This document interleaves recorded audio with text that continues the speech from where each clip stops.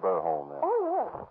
Although I somehow had a suspicion he was stringing her along. I see. Now, Mrs. Roberts, if you'll tell us the circumstances of the last time you saw Barbara.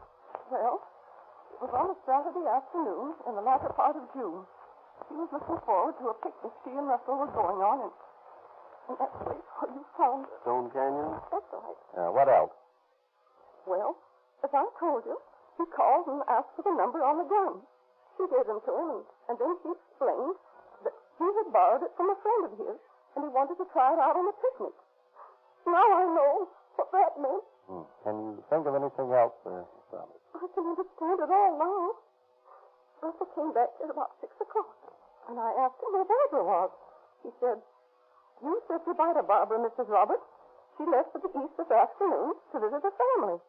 I asked him if that wasn't pretty sudden, and I was a little angry because she hadn't said goodbye to me. Well, didn't it occur to you to report your suspicions to the police? Well, I never meddled in other people's affairs. His story seemed plausible enough. He said something about Barbara's having met an uncle of hers who took her back. After all, I didn't think it was my business to start an investigation. She could have gone away, as he said, you know. Yes, she could have. Now, Mrs. Roberts, have you any idea where this Burr home works? Well, as I said, I was under the impression that he worked at the Metropolitan Theater. Barbara used to telephone him. Where? At the Metropolitan Theater? I don't know. It was a Metropolitan number. Can you remember it? Let's see now. It had some fives in it. Let me think. It was Metropolitan 152. Yes, that's it. Metropolitan 1525. 1525. That's fine, Mrs. Roberts. You've been a big help to us. Now we'll see if we can trace down this Burr home fellow. Well, please call me if I can be of any more assistance. We will, indeed.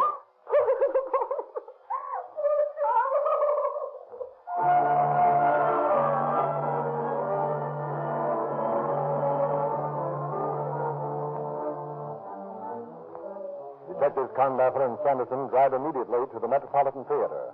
At the stage door, they ask for the stage manager.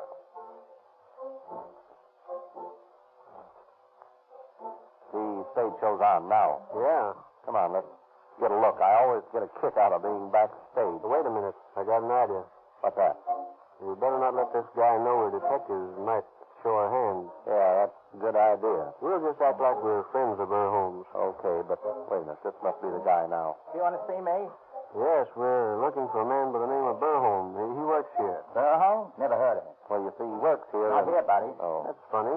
Are you positive? Couldn't he be one of the motion picture operators? Hey, listen, don't you suppose I know my own employees? Yes, but There's nobody here by that name. Somebody's giving you a bum steer, that's all. Well, has anybody by that name worked here in the last couple of No, months? I tell you, I'm busy. I got a show to put on. I can't stand here all night answering dumb questions.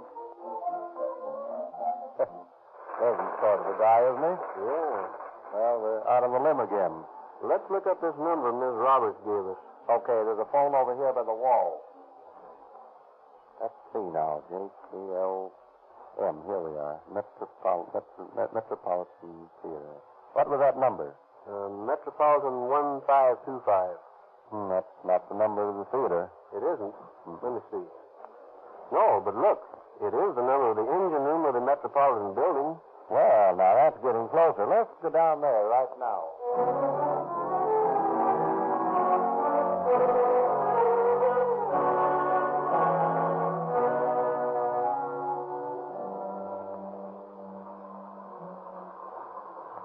You're the boss here.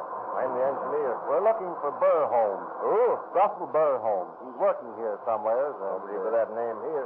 Well, let's take a look at the time book. Why? We're trying to locate Burr Holmes. Where's your book? I can't let you look at them. We're police officers. Oh, well, that's different. Yeah, hand over the book there. Sure. Here it is.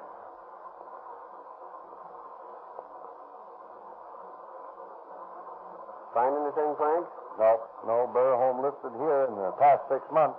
Say, we had a cooling system put in here a while back. Maybe your man worked on that crew. Maybe. What's the company? It was the Macintosh Engineering Company. You might see the foreman of the installation gang. They're putting in the system in the bar room that they built for now. Well, thanks. We'll go over there and talk to him.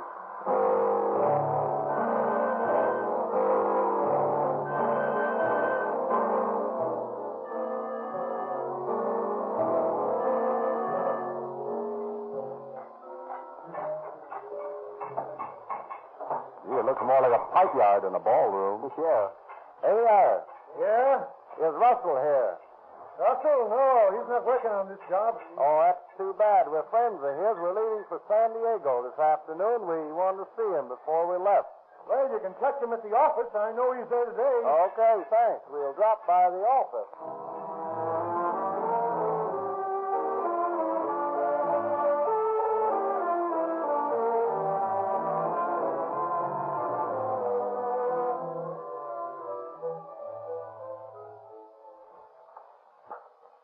Someone to see you, Russell.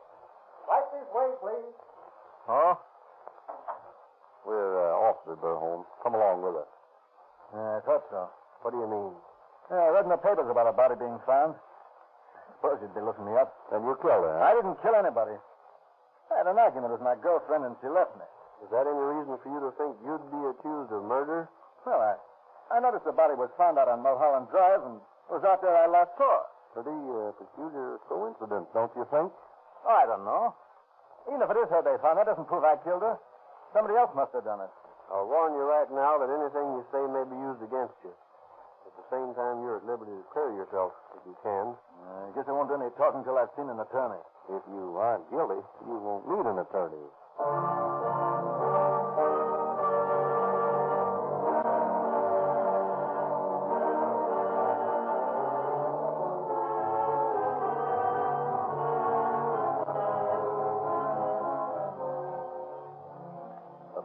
Later, accompanied by a police stenographer who makes surreptitious notes from the front seat of the police car, Conductor and Sanderson drive Burholm to the scene of the crime. They question him en route. Now, you say you had an argument with Barbara, and she got out of the car, and you left her there. What was the argument about? She was always asking me to marry her. I told her I wouldn't. Why? I couldn't. Why not? Because I'm already married. Oh, I see. Then you had a motive. Now, what do you mean, motive? I told you I didn't kill her. Where did you first meet her? Department store in Philadelphia. We both worked there. What name did you go by when you worked in Philadelphia? Burholm? No. No, my own name. Russell Sinclair Baxter. Oh, your real name isn't Burholm. No, I'd gotten into a little trouble at the store, so I decided I'd use another name out here. Because I didn't want my wife to trace me then. And I'm sick of this place. I'm going back to my wife and kid. Maybe you are. Perhaps you won't mind telling us why you thought the body found in the canyon might be hers. Sure. Sure, I'll tell you. Sunday, I think it was the 24th of June, we started toward Stone Canyon for the picnic. Everything went swell until on the way out she began to beg me to marry her. And I told her I wasn't ready to marry her. Well, we had a quarrel. Finally, she started crying and got so mad she made me stop the car. She wouldn't ride with me any further. I kidded her a little bit, but I just made her madder, and she got out and walked off. That's the last I saw of her. Where'd you leave her? Along here somewhere? I really couldn't say. She might be near here. Well, let's stop here anyhow.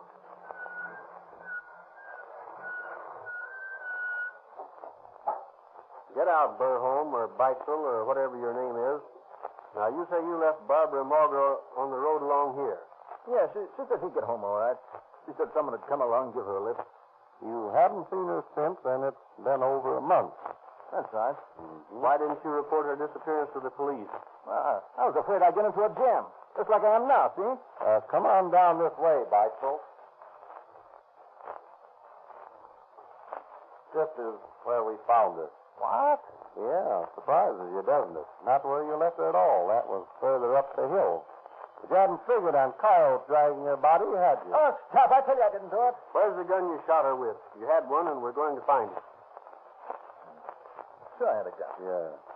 I brought it along for target shooting. Your aim must have been very good. What did you shoot at? Nothing in particular. A couple of birds, that's all. Yeah, what you really mean is you murdered her, stripped her body, and left it up the hill there. I did not.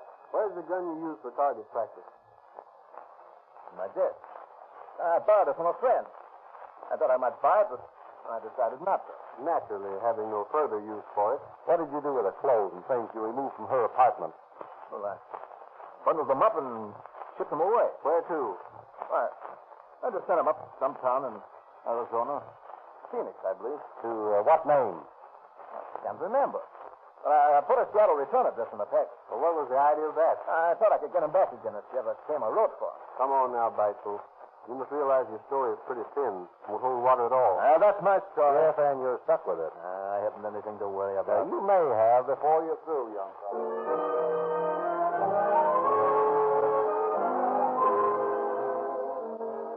And Beitzel has much to worry about as the case against him mounts. Philadelphia police notified us of arrest, informed Los Angeles that he is wanted in Eastern City for embezzlement.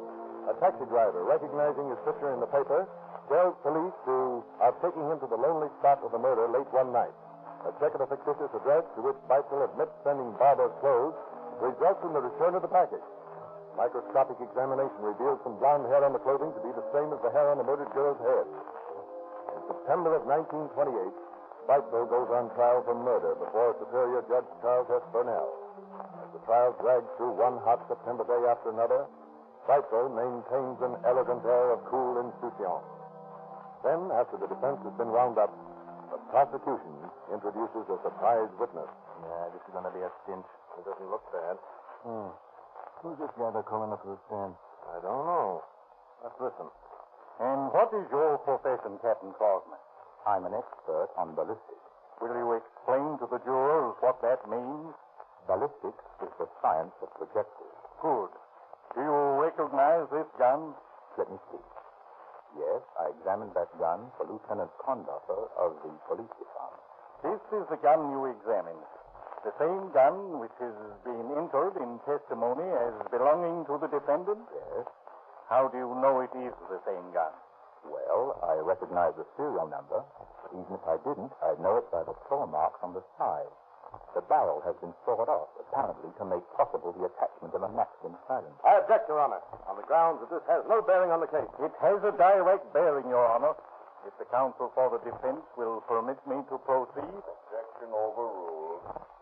Proceed. I would like to admit as exhibits two enlarged photographs. Turn them so the jury may see them, Bailey. Thank you. Now, Captain Crosman, do you recognize these photographs? Yes. They are enlargements of photographs I made myself. And will you tell the court what they depict? The one on the right shows the mouth of the barrel of this gun. The saw marks I referred to may be seen clearly. Your Honor, I object. Objection overruled. The other photograph shows 3 fired bullets. You will notice the grooves clearly shown along the sides of the slug. These grooves were cut by the saw mark on the barrel of the gun. Your Honor, this is a waste of the court's valuable time. Witness may proceed. The bullets, you will notice, are marked identically. The ones on the right and left were test shots made from this gun. The middle bullet was taken from the skull of Barbara Morgan.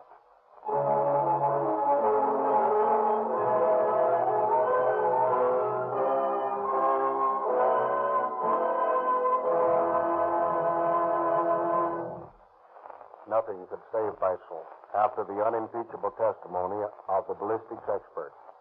And the jury of 5 women and 7 men found him guilty of murder in the first degree. On September 28, 1928, Judge Burnell sentenced Beitzel to hang by the neck until dead. And on August 2nd, 1929, Russell St. Clair Beitzel paid his ultimate debt to society for his crime. Thank you, Chief.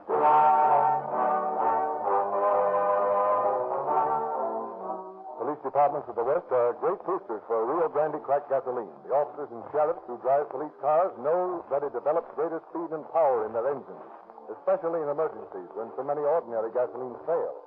The recommendations of these police officers and sheriffs have caused thousands of motorists to try Rio Grande cracked gasoline.